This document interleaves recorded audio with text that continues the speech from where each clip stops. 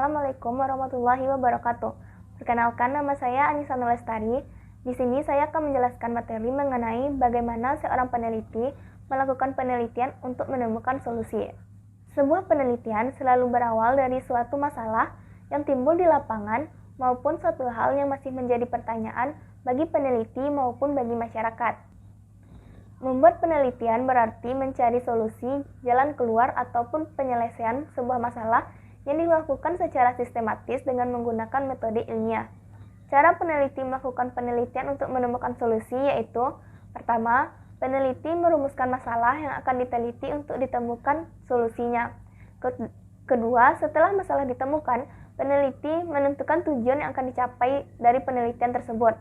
Dan yang ketiga, peneliti memikirkan manfaat yang diharapkan tercapai oleh penelitian tersebut. Pertama, merumuskan masalah. Sebelum menemukan solusi, pastilah peneliti merumuskan dahulu masalah yang akan dicari solusinya tersebut. Masalah merupakan hal yang sangat penting dalam penelitian, karena penelitian berpijak pada masalah. Masalah yang diteliti haruslah jelas, konkret, dan memerlukan solusi penyelesaiannya, sehingga nantinya penelitian itu mendapatkan hasil keputusan untuk penyelesaian masalah tersebut.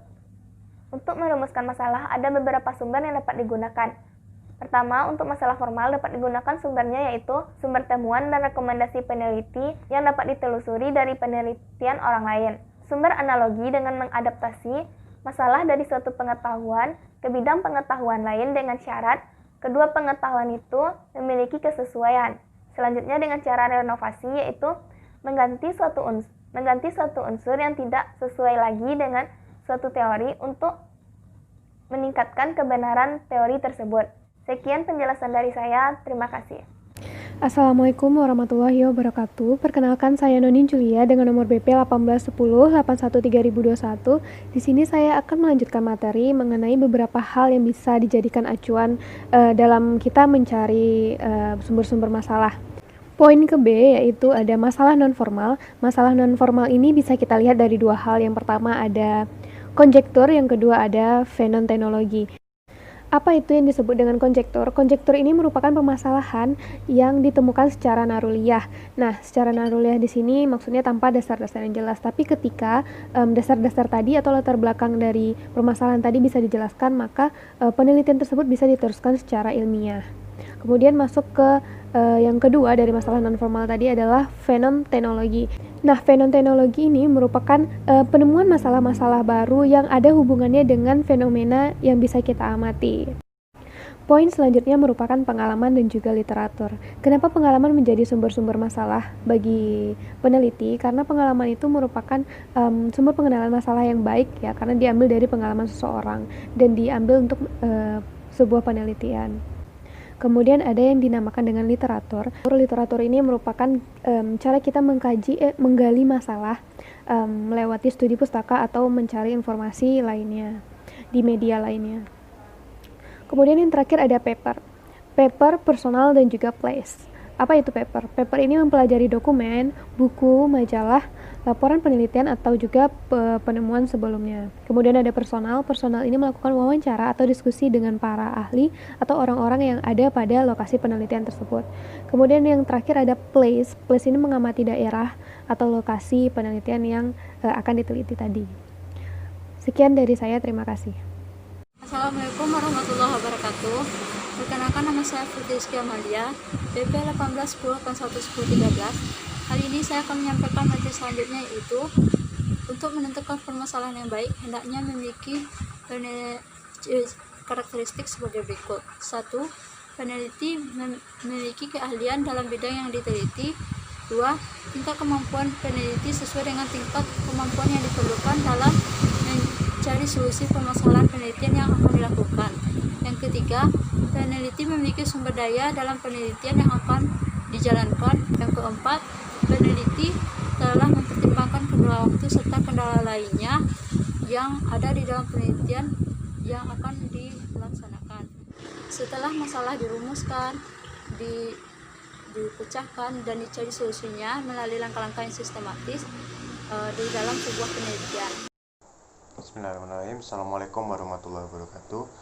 Saya Misatu Sabil dari kelompok 4 akan melanjutkan materi yang sebelumnya sudah dijelaskan oleh teman-teman kelompok 4. Nah, yaitu tentang cara peneliti untuk melakukan penelitian dalam kaitannya bagaimana menyelesaikan suatu permasalahan atau memberikan solusi.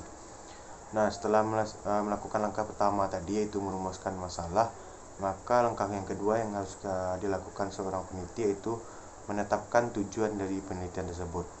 Dalam kaitannya dengan sosiologi terapan yang membutuhkan suatu solusi konkret, maka jelas tujuan dari penelitian yang harus kita capai yaitu menemukan solusi dan juga menyelesaikan suatu permasalahan. Tujuan ini harus bisa men-trigger seorang peneliti dalam melaksanakan penelitian tersebut. Maka selama proses penelitian ini, maka tujuan penelitian itulah yang menjadi akhir atau garis finish dari penelitian tersebut.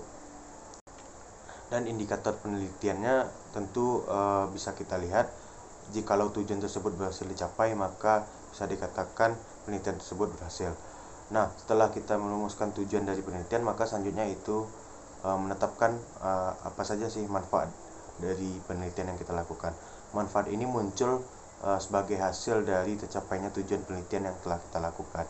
Secara umum dalam penelitian biasanya manfaat dari penelitian itu ada dua. Yang pertama yaitu untuk mengembangkan ilmu pengetahuan, yang kedua yaitu memberikan solusi atau menyelesaikan suatu permasalahan. Dalam kaitannya dengan ilmu sosiologi, maka manfaat penelitian yang pertama itu lebih masuk kepada sosiologi murni. Artinya manfaatnya berupa pembaharuan ilmu pengetahuan dan teori-teori yang ada di dalamnya. Yang kedua yaitu lebih dekat dengan pembahasan sosiologi terapan. Artinya penelitian yang dilakukan mempunyai manfaat untuk menyelesaikan suatu masalah, juga memberikan solusi-solusi konkret atas permasalahan tersebut. Nah, itulah yang harus dilakukan seorang peneliti dalam mencapai tujuan dan juga memikirkan apa sih manfaat dari penelitian yang dilakukan. Demikian saja penjelasan dari saya. Mohon maaf atas segala kesalahan kurangan. Wabillahi taufiq wal hidayah. Assalamualaikum warahmatullahi wabarakatuh. Bismillahirrahmanirrahim. Assalamualaikum warahmatullahi wabarakatuh. Nama saya Hamdallah Tosarendira. Di sini saya akan menjelaskan slide yang terakhir, yaitu dalam mencari solusi masalah, seorang peneliti harus dapat yang pertama, yaitu memilih masalah penelitian. Biasanya muncul dengan pertanyaan-pertanyaan. Pertanyaan yang dimaksud di sini adalah pertanyaan yang ada di otak sang peneliti, yang biasanya dijadikan rujukan sebagai masalah penelitian. Biasanya masalah penelitian yang diambil dari lingkungan sekitar si sang peneliti. Yang kedua yaitu menentukan hubungan antara ketepatan memilih masalah dan cara pemecahan masalah. Masalah penelitian biasanya juga untuk mencari suatu cara pemecahan masalah. Agar apa? Agar masalah bukan hanya sebagai pertanyaan-pertanyaan saja, dan dapat diharapkan untuk dicari pemecahan masalah dengan tepat dan relevan dengan masalah tersebut. Yang ketiga yaitu menentukan sumber-sumber masalah penelitian. Tentunya sumber-sumber yang harus didapat ini harus berdasarkan fakta yang ada atau empirik, dan bukan dari sumber yang abal-abalan. Yang keempat yaitu dapat menemukan solusi masalah tersebut.